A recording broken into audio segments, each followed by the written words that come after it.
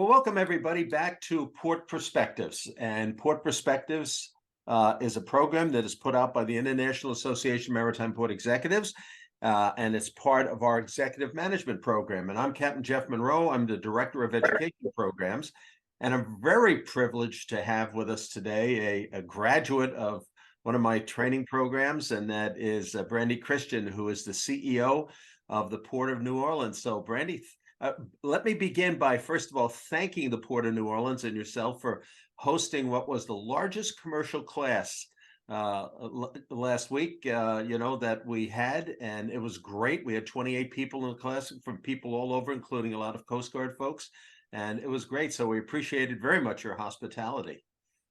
Absolutely. It was our pleasure to host, and the participants gained a lot from the class. Thank you for coming. Well, it's wonderful. So, Randy, tell us a little bit about yourself for all of our listeners. Certainly. So I'm Brandy Christian, the president and CEO of the Port of New Orleans and president of the New Orleans Public Belt Railroad. I've actually been with the Port of New Orleans for almost 9 years now. Originally coming from the West Coast, I was with the Port of San Diego for about 15 years. Started out kind of in a entry-level position as the public liaison in kind of a public relations role, moving up kind of across the organization and up into different management roles in the organization, eventually as vice president of strategy and business development, overseeing our cruise and cargo operations. When I had the opportunity to move into the New Orleans market. And it was actually, I had come down for the maritime executive training with you, Jeff, here in New Orleans, and kind of fell in love with the city. And a couple of months later, the Port of New Orleans was advertising for the chief operating officer position, and decided to throw my hat in the ring. And as destiny would have it, ended up here in New Orleans. I guess, destiny kind of has a way of playing out. Port of San Diego always kind of jokes that they should have sent me to your training. But not only the knowledge I learned in the course definitely helped me here in New Orleans, but also kind of helped me find my way here. But prior to that, my background, my education was in public policy. I kind of always had a passion for the public sector, and that's kind of where I found my way into the port world. Knew I wanted to work in government, public sector. Started my career out of graduate school. I went to the University of Southern California for the graduate program. And after graduating, I went to KPMG consulting in the public sector practice. After a couple of years, decided I wanted to go in-house to a public agency. There was an opportunity at the Port of San Diego. Really, at that juncture, I really didn't know a whole lot about ports. It was kind of happenstance that I ended up at a port. I was really more focused on a public agency, and just completely fell in love with the industry. Just the variety of transportation issues that we deal with, as well as kind of a mix of being in the private sector, dealing with private sector clients, but also getting to work on public policy and public issues. And you're in a great position. And of course, last year we awarded you the Accredited Maritime Port Executive certification. So you join a nice elite group of folks. And there's a lot of things going on in the port right now. Why don't you tell us a little bit about what all of the activities that are going on, and the things that you'd like to let us all know about, which I saw was a wonderful presentation by Matt Wapiski, your COO, who talked to us all about some of the projects that are in the fold. So I'd like to hear about some of those. Certainly, it's an exciting time here in the New Orleans Gateway. We're a rather diverse port, both in the cargo cruise business as well as the rail business, all very strong, growing businesses for us. The cruise business has rebounded tremendously. This year, we'll probably have our highest volume year.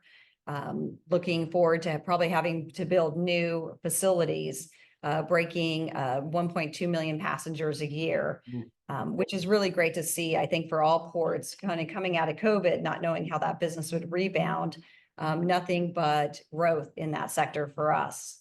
And on the cargo front, has been an extremely exciting time for us. We've embarked in the last 5 years, probably the biggest project in the history of the Port of New Orleans and definitely for the state of Louisiana. And that's the development of a new container terminal, the Louisiana International Terminal.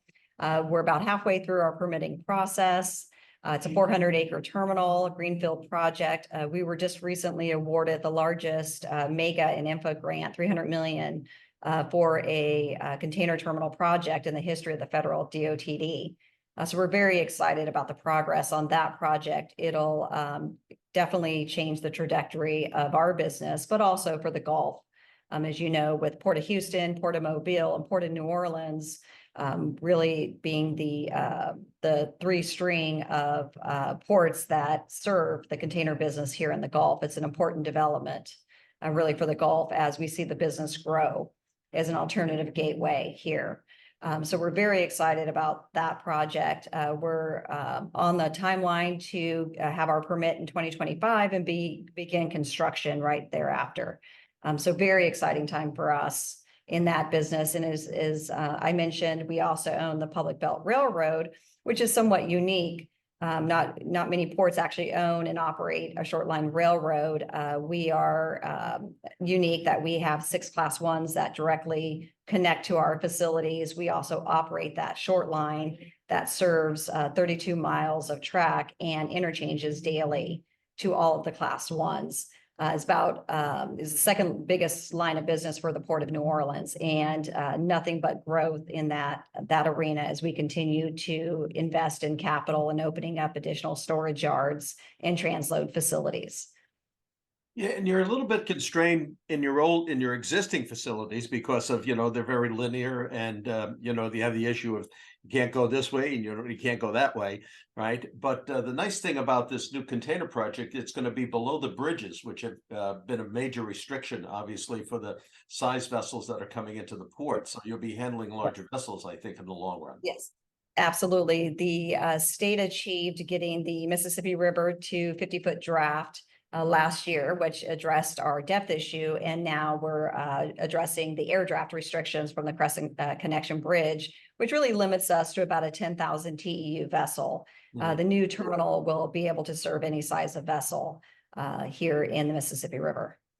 Yeah, I think we're going to see a frequency of increased container calls and everything, and certainly the services have changed. You've expanded the number of services that come into the Port of New Orleans, which has been exciting and stuff. And I think the thing that's fascinating is that, unlike other ports, along the Gulf and everything like that, you have the ability to expand. And I think that's what this new terminal is going to give you, that capability to capture much more of the market that's, it's coming in by rail and coming in on some of the other ports and everything. So I think that's going to be pretty positive. It takes a great deal of planning to kind of get to the point. How do you use strategic planning in your efforts to kind of make decisions about, where you're going to invest and what you need to keep up with? Yeah, that's a really important part of our decision making here at the port. We embarked on a master planning process, made that a formal part of our annual planning as well. So we do a 5-year master plan. We're actually gearing up to renew that master plan. We put a pretty robust process in place that includes community engagement, market analysis for all of our lines of business. So we do a 5-year plan, but we do a corresponding capital investment plan and review that every year, and obviously make adjustments. And really the criteria that we look at for those investments, obviously over that 5-year timeline, conditions change in the market. I mean, we've certainly seen that in the container business, but we also run into new opportunities, maintenance issues, things we didn't plan for. So working with our board, we have criteria around investment decisions as well. Obviously, first and foremost is if there's issues that have to do with safety or regulatory, we'll adjust our investments based on that. Or if there's an issue, maintenance issue, investment that has to do with protecting current revenue. And then if there's an opportunity for new revenue. to be generated. We'll do a pretty robust process around return on investment, opportunity to grow our revenue. In the last 8 years, we have been able to increase the operating revenue of the port by 70% based on our planning and analysis that we put in place for the investments that we make. Have you found with the restrictions in the Panama Canal, has that had a big impact at all? You know, surprisingly, not really. We haven't seen it on the container side. You know, most of the container partners, they've had priority and position within the Panama Canal. We've seen some of it on the break bulk side, but we haven't had too much of an impact at this point. Yeah, I find it's very interesting that what a diverse mix of cargoes that you have in the port. And of course, you know, the whole Western River system is the largest tonnage system in the world, you know, if you look at it collectively. And that little by little, you know, you were seeing much more of the bulk cargo, more exports and stuff. And you're pretty predominant. You're becoming more of an export port as well, from what I understand. Yeah, it's very interesting. You know, really a foundation of our master plan, and it was a key decision in our planning effort was diversification. Is, you know, ports have very finite resources, finite land, and we made the decision that we were not going to put all of our eggs in one basket, that we would continue to be diversified, that we were going to stay in the break bulk business, not convert everything to containers. But also that was one of the reasons we went after buying the Shoreline Railroad, that we wanted to diversify our revenues. And it proved well when COVID hit. Obviously, we lost our cruise revenues overnight. Fortunately, our railroad business held very strong during that time. Our cargo business did well, and having 4 lines of business, they really offset each other. So we will continue to diversify our cargoes and our revenues in that way. It's proved very well for us. So we're very diversified in that way. You also have the unique situation where you're dealing with more or less annual runoff, increased river heights, you know, and then everything goes down and you've had some low water, which I don't think has affected your port as much as it has the ports more upriver and stuff like that. But how do you look at resiliency as part of your planning to really protect your revenue streams, but also protect your, you know, the people who depend on the port for cargo and activities? I think it's twofold. Obviously, it's the planning in the way that we design and develop our facilities. Planning for that resiliency, you know, really it was the key driver in the selection of our new container facility. When you look downriver of the New Orleans Crescent Connection Bridge, you're obviously getting further down. You really potentially the sites that are available really in St. Bernard Parish is the only location that you have the federal flood protection. Outside of that, you don't have that protection. So that really drove our decision for making an investment, not only to protect the terminal, but protect the road and the rail when you have storms or even threat of storms. So, and then within that footprint, how we build resiliency into our facilities and our equipment. So obviously on the planning side, but also on the supply chain side is we're very fortunate that we can provide services by road, rail, and truck. So when one of those modes is jeopardized, either because of labor, natural disaster or congestion, we do have other modes and we have that flexibility. You also have one of the most successful container on barge operations that everybody's always aspiring to, you know, and, you know, we've had fits and starts with all of that, but yours has worked very well between Baton Rouge and the Port of New Orleans. And I'm anticipating that's going to continue because there's a product demand for what they're moving. There is, you know, and what really has driven that is that we are on the container side, a export facility. We're starting to balance that out. We're about 65% now, but the export resins is what really has driven that. A lot of that product is generated out of Baton Rouge, and the empty supply coming out of Memphis, the empty containers, we were repositioning those into Baton Rouge and bringing the plastic resins, taking more than 20,000 trucks off of the interstate between that corridor. It's been very beneficial, looking to grow that service into other markets like St. Louis. Obviously, there's challenges within an operation like that. I think Port of Virginia, Port of New Orleans have the two biggest operations. We've learned a lot in terms of that operation, looking to bring some more equipment into the operation to increase efficiencies. We're working with the state now on some grant opportunities that would make it even more attractive for the shippers.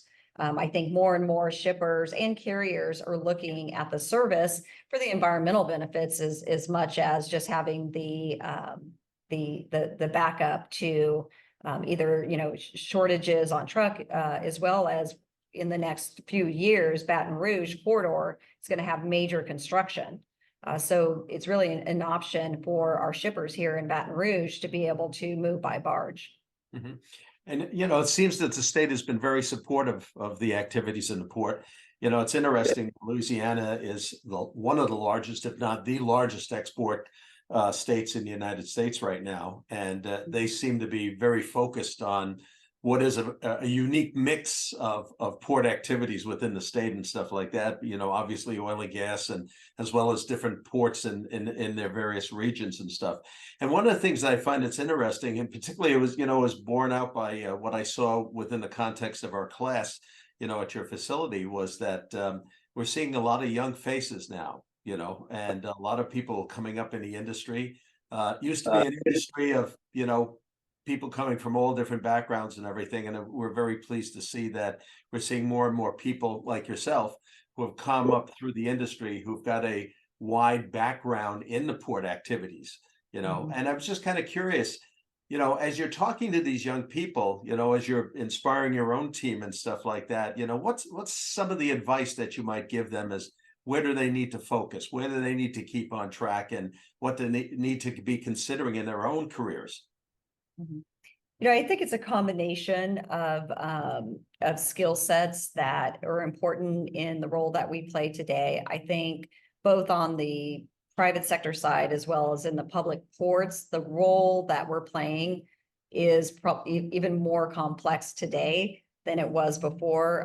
In the projects that we're moving, the issues that we're dealing with, there's much more community focused, public focused, as well as the complexity of the supply chain, that the skill sets that are required are both technical as well as, I guess you can call them soft skills, to really focus on growing your technical skills as well as your communication skills and your project management skills, and really do that through building a strong network of diverse people, both internally and externally, to kind of gain that experience and that network of supporters as you kind of try to move up in the organization. What really, I think, helped me move through the organization was really taking every opportunity to continuously learn and volunteer for projects, kind of showing what you can do outside of your traditional role, but also that allowed me and others to gain experience, to step into other roles within the organization and deal with complex issues. And that's something I think that we really try to do within the organization to grow new leaders, is not just have people play a role in their traditional kind of classification, but use projects and different opportunities within the organization, or even in leadership roles within the community, to kind of broaden experience. The more that I think you can do that coming up in your career provides more opportunity for the complexity that we deal with within these roles now in public ports. Yeah, I think that's been pretty consistent with the other interviews that we've done. With people always say, don't be afraid to think outside the box. Don't be afraid to seize the opportunities. Don't be afraid to, show your skill sets and everything, because every time you do, it really takes you to a place where you're going to learn and expand a lot more, which takes you to places like where you are right now as CEO. I guess I'm kind of curious, what are some of the challenges that you've faced, either in your professional career or even at the port, that you've had to overcome? Because that always seems to be an interesting thing, when you get all these people together and they chat with you, and, sometimes I always tell people after a course, you can always give us a call, and you'd be amazed at some of the questions I get and stuff like that people call up. But what are some of the challenges that you've had to face? I think it's probably the kind of similar challenges to what a lot of CEOs or managers will face within an organization is, obviously from a personal level, it's always that kind of work-life balance, but also where you balance your time within the organization. I think so often when you're moving really big issues or big projects is having that ability to focus on the organization and the people as much as the projects and the politics and the issues around a project is always a really, I think, tough balance for your top management, but also to kind of guide the organization through those tough times. And the noise around those issues. And obviously, working with your board for that alignment and keeping, them informed and keeping them involved in that process as you move through really big issues. At the end of the day, in public ports, we always say we operate in all of our customers, all of our business, and many ports, we don't have a tax base. We're operating on the revenues that we collect. We have pretty significant infrastructure cost. So we very much run like a business, but at the end of the day, we're operating in a rather public political environment, and having to navigate that and balance that are probably the biggest challenges that we deal with on a daily basis. And so navigating that while trying to run a business and make sure that we keep the culture and morale that is necessary to keep the top talent that is to move pretty difficult and audacious projects forward. I found it was interesting that as part of the training and stuff, which you probably remember, we always focused on the fact that when you start into anything, you want to build your team, sustain your team, encourage your team and everything. And that we all recognize that, as having run several ports myself, that the bottom line is that, in many cases, we may hold the tiller, right? But they're the ones that are doing all the rowing. And that takes us, there's a lot of strength and effort. And a lot of frustrations at time balancing of all these different agencies, federal and state and politics and the board and everything, and shippers, all of whom have got their own perspectives on what we think you should be doing in your port. Absolutely. And that, kind of goes to the skill sets of, the technical skill sets, understanding the business and in your discipline, but how important the project management, communication skills, stakeholder management skills are in building those skills as you kind of come up in the organization. I probably spend more time doing that as I do anything. And I rely on my managers to be able to have that skill set. Communications is usually the issue that throws everything, sideways, is communication went wrong, a process went wrong. So it is really important. I think in this day and age, we just operate in a very complex world. And when you're dealing with big projects, now you've got social media, and, you can't move as fast as social media and, a post on Facebook. Your PR team can't move that fast. So it's really important that those skill sets are built within the organization and within the team. Well, you certainly have a great deal to look forward to in the industry, and a lot to look forward to in New Orleans and stuff. And I know a lot of people are counting on you across the board, and it's so happy to see that how well you've done, and some of the other folks that have done, who have gone through programs like ours. And we always encourage ongoing education, because I think that's a critical element on everything that we do, to make sure that people understand that we always focus on the blue plate special, on what's happening, the fires we're putting out, but there's such a wider range of an industry out there, and an industry that is changing so quickly. And it's so good to see that, at a time frame when people are just trying to survive, that ports like the Port of New Orleans they're really, you're looking to the future, you're expanding. I think this new facility is going to be pretty interesting, now that I had a chance to see some of the design plans and stuff like that, really amazing, and how you're dealing with the environmental issues and the resiliency issues and everything like that. And I think that's been phenomenal to do that. So we certainly wish you all the luck, and we look forward to coming back to the Big Easy, whenever we have the opportunity. And I'm so pleased that you could take the time to chat with us today. And I think your insights were amazing and consistent with, I think, what I've heard from other successful people in the industry. And we're very proud of you. I think it's wonderful that you can say that you were part of our program. And I was very happy to see you succeed and move up and stuff like that. So there's always the next challenge then too. Exactly. Well, thank you very much. And again, I'm very fortunate to have such a strong, aligned, and talented team. Everything that we've accomplished, you certainly do not accomplish it alone. I'm very fortunate to have a tremendous board and tremendous team working around me. And it's pretty exciting what we have going on. Well, it is. And it's like anything. Sometimes it's like herding cats, but you know what? That's part of the great skill set of being a CEO. So thank you so much. We really appreciate it, Brandy, and all the very best of luck to you and to all of your wonderful staff and all the great people that just finished the program. And we'll look forward to seeing you next time we get to the Big Easy. Sounds great. Always have an open invitation. All right. Thank you. Thank you.